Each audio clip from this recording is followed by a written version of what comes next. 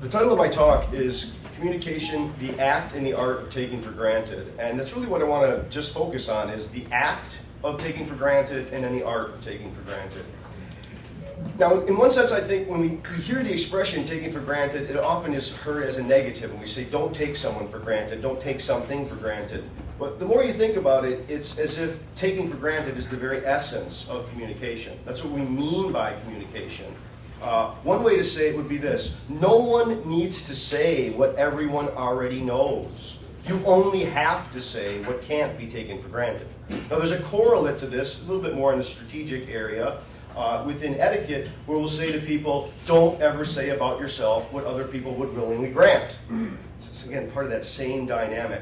And I guess what we're getting at is that there are two dimensions that are going on as we're talking with one another. That is, when you're deciding what to say to someone, you don't just say what you think. You try to say what you think they need to know in terms of what they already know. It has to be novel enough to be interesting, but can't be so novel that it's just mystifying.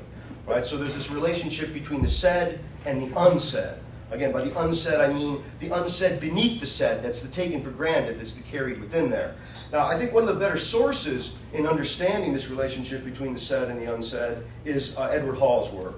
So much of Edward Hall has done work on context, where he stresses that meaning always relies upon the relationship between the code and the context. And the code is the explicitly stated message, and the context could be internal or external, but the short of it is that there's always some unsaid dimension to what is said, and I think that that's not only a structural, functional characteristic of discourse and speech, but it's also something that strategists can use, both as speakers, as listeners, as a kind of practiced art.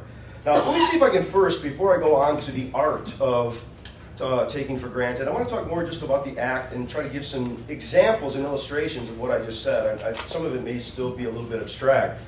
Imagine that I'm going to make a shopping list. If I make the shopping list for myself, it can be pretty quick and pretty easy. I can write beans and juice. And that will work for me because I know what I'm taking for granted. I understand what it is that I'm anticipating I'm going to go purchase, and that's all I need to jog my memory. Now, if suddenly I'm laid up and I'm in a hospital and someone else has to go get those items for me, I'm going to have to be much more explicit. I'm going to have to take what was unsaid and I'm going to have to spell it out. In this case, for beans, was it green beans, jelly beans, lima beans, garbanzo beans, right? That person may need to know. If I go to juice, was it tomato juice, grape juice, orange juice, prune juice? We're not sure. So the point is that as I'm moving from certain contexts, there may be more or less demands to render the unsaid explicit. And I think that's really one of the domains. I talk a lot in here about jokes. I don't know if I'll give you one here. Two cannibals are hanging out on a beach, and a clown washes up, and then later one of the cannibals says to the other, "Does this taste funny to you?" There is a sense in which jokes normally rely upon leaving unsaid what is unsaid, and so sometimes you don't always spell it out. I think if you go to linguistics, the most robust area to find support for this would be in the studies of what's known as the paradigmatic axis. So when discourse operates, there's two axes, which is the horizontal axis and the vertical axis. It's the axis of combination and of selection.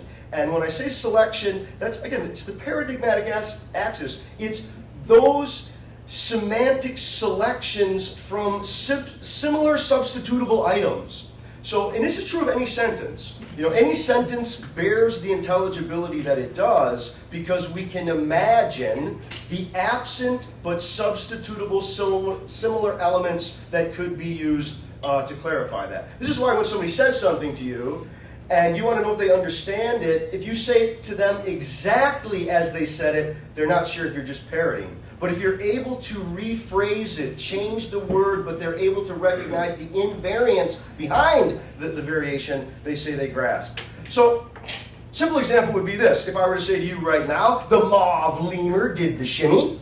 If you don't know what mauve is, you really don't know what I'm talking about. If you don't know what a lemur is, that is a primate from Madagascar. And if you don't know what shimmy is, a particular kind of dance, you wouldn't really know what that is. And what you heard me do right there was take a sentence and then do the paradigmatic substitutions that are making that intelligible. That is what was unsaid but implied by what was said. Now, some of this I think seems maybe obvious, and I apologize if it's obvious. That's why it's always difficult, right? You're never sure of what you're saying is what people need to hear. They already heard it or they not. Let's try to get into one maybe last quick example of the act. So here you are and you're walking home one day and you overhear someone speaking from a window, and this is the message that you hear as you're walking by. I'll pay you $5 if you'll do the dishes. I'll pay you $5 if you'll do the dishes. Try to think for a moment all that has to be taken for granted in order for that to be intelligible. It's everything from you imagine that the person is speaking English to someone who understands English. You imagine that there's more than one person in that room. You imagine that there is a pile of dishes to be done. You imagine that there's a certain amount of dishes that's appropriate to the $5 amount. You imagine that the person has the $5 to give it. You're imagining that this person can't command the person to do the dishes. It's a whole ideology and a worldview built in a little sentence like, I'll give you $5 if you'll do the dishes. So when we're talking about the taken for granted, we're not just talking about words that are on the underside and that are unsaid and that could be used as a substitute. We're partly talking about that, but we're really trying to understand, I guess, the way that we fall into larger domains of understanding from that taken for granted. I said that was going to be my last example. I'll give you one last one here, which is, I think, I apologize. I think some people have heard these. I have other ones here I think some people have heard. But it goes, and you got to think about it. If you know it, just be polite. Let other people struggle. But it goes, a boy and a man are in a car, driving along, and they get in a bad car accident. You're rushed to the hospital, badly bleeding. Head surgeon runs out, looks at the boy, says, I can't operate, that's my son, and leaves. Question is, who's the man driving the car? I've given this example on many occasions. And I've had a lot of people jump around from uncle to cousin that they couldn't figure out. They couldn't get through their head that it was the father driving the car. But if the father's driving the car, who's the head surgeon? The mother. Yes. Some people cannot take for granted that a woman could be a head surgeon and it will form a block for them. That is part of their worldview of what they're taking for granted when they heard that very little story. Okay, let me go on to the art of taking for granted. Now, the art of taking for granted is sort of those people who have come to really understand that communication is an act of taking for granted. And they become strategists, and it can be done on both sides. You can be either speaking in ways that try to seduce your audience into taking for granted what you want them, or you could, as a listener, try to build up defenses against the seductions of others and try to hear what it is that they're trying to get you to take for granted. I think those wily advertisers sort of exemplify it. So they try to sell tabloids. That's what they do. And if you go to tabloids, it's always funny to look at the way that people create the headlines for the tabloids. One that I saw recently, and again, they're trying to sell the magazine, partly by selling people's ability to talk about it, but you'll never see one that says, like, new study that shows Bigfoot exists. No, you won't ever see that. That's too boring. What they'll say is, new study reveals Bigfoot can read. And then you have a person going, oh, I don't believe it, he cannot. See, that's what they want. They want people haggling over not whether or not Bigfoot can read. See, that's that angle. I saw a commercial, and it was for a teeth paste, right? And there's panelists up there, and they had the blueberry eater, and the tobacco chewer, and the cigar smoker, and it was almost like a confessional panel, and they were like, back in the old days, I used to be hideous, all my teeth and whatnot, but now I use super shiny bright. And they do all this kind of stuff, and they do the before and after close-ups, and they oh, you are so brave for exposing yourself, but we're happy for you in your new life. And they do all this kind of stuff. And then you're afterwards seeing this, and you're thinking, I bet this stuff doesn't even work. And as soon as you said that, you bought. You bought. You didn't have to buy the product. They wanted you to buy the worldview that if your teeth aren't white and shiny and perfect, my God, have a complex, people are thinking bad things about you. Fix yourself. Again, it's selling the infection of dissatisfaction with self. There are lots of different examples. I can see I'm running out of time quite quickly. There are lots and lots of different examples. I think we all know the classic examples of the way politicians try to railroad people. They won't say, are you or have you beaten your spouse? They say, have you stopped beating your spouse? Mm-hmm. And then you're caught down the trap of having to talk out of the either or they led you into. I think, I don't think you need to go into it. King Solomon is perhaps known for the art of taking for granted, right? He's approached by the two women, both claiming to have the baby, and he asks, what should be done? And they have the discussion, and he says, well, seeing as how I can't decide, I'll divide the baby. And the one woman says, no, I'd rather have you just let the baby go. And he says, this must be the true mother. Again, just studying, the art of taking for granted. Tim, last night, you mentioned enthymemes. I think enthymemes are the most powerful rhetorical trope, basically because they are that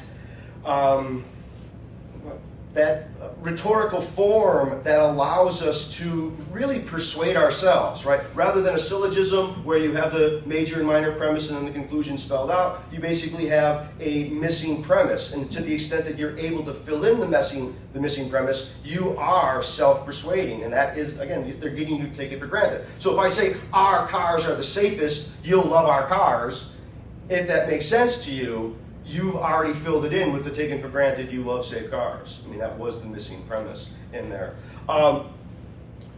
So I guess I'll give a couple, try to wrap this up here as I can. Imagine a girl comes home from school and she's crying.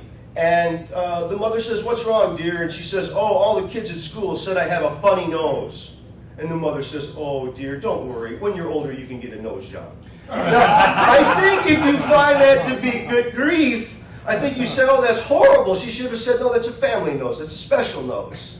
Right? But when she says, oh, yeah, that definitely is a problem nose. Maybe you'll fix that later. Again, sort of ceding to that being taken for granted. And I think if you sort of think about that, you may have heard that joke differently if you've ever had plastic surgery or know someone who has. It's very interesting how we understand the things that we do. One of the most famous cases in logic tricks is there are two doors. One of them's always locked and one of them's always unlocked. There's two guards. One of them always lies. One of them always tells the truth. You don't know which is which. They're guarding. If you know how to solve this, it's basically by the art of taking for granted. That is, the strategist learns to ask the one guard what the other guard would say about either door. And you're either going to get the truth about a lie or a lie about the truth.